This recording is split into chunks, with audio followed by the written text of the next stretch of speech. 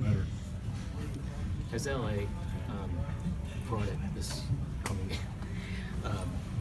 brought it coming into this season after some conversations and what were those conversations? What are you trying to say? You had dialogue. Those are fake conversations. Never happened. He didn't ask to get traded. Oh, excuse me. I wouldn't ask about fake news. He wasn't a happy camper at the end of the year. He wasn't a problem or anything. He was great. He's been a great teammate and played well. But he was, not feeling confident in his game and a little confused on, maybe what I wanted and that sort of thing. And I've said before in this season, I put that on me. I spent the summer, breaking bread with him, and my big mistake, I think, was I tried to coach him at the offensive end too much. I was like going to be this hellacious coach and give him this move and that move and have him do this and do that. And what I did was confuse the young man. And I didn't realize that when Timmy came, people would say, "What are you going to do with Timmy?" I said, "Nothing, I'm going to watch." And I watched him for 4 or 5 months. And obviously, he didn't need a whole lot of coaching.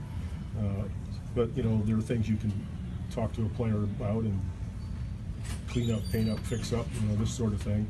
I did that with Timmy. With LaMarcus, I just sort of ignored it in the very beginning and didn't realize how much that means when somebody's been doing something one way for 9 years. And so when I grabbed him, all of a sudden we were going to work on Sigma moves and off the block, and we're going to put him on the elbow, and we're going to do this and that.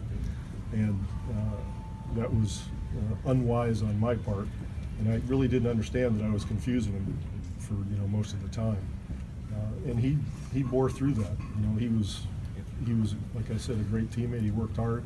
He was really good for us at the defensive end and continues to be that way. So we ironed that out, and I let him play his game with the offensive end. I'm sorry.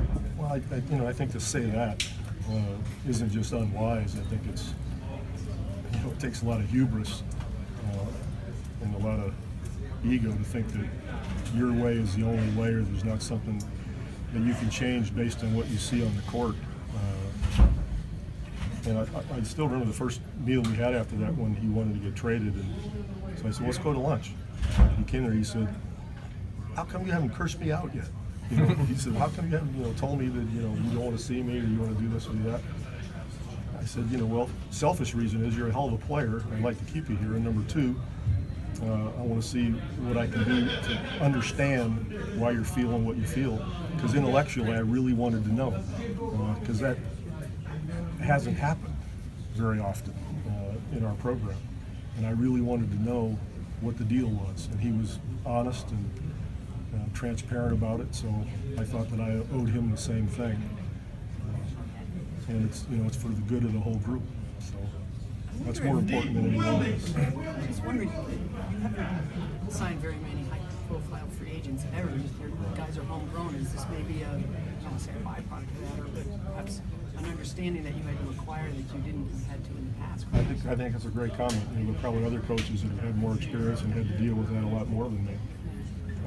And so, at a later age in my career, I had to see if I was going to be mature enough to listen. And I'm glad I did, because he's a great guy. He's somebody who cares about what's going on. And you got somebody like that. Now, if he was a jerk and he was just a disrespectful, selfish person who wasn't a great teammate, I'd have carted him out long ago, or said, "Yeah, good, I'll try to get you out of here as fast as I can." But that's not who he is. Coach, what do you remember about Aaron Bain?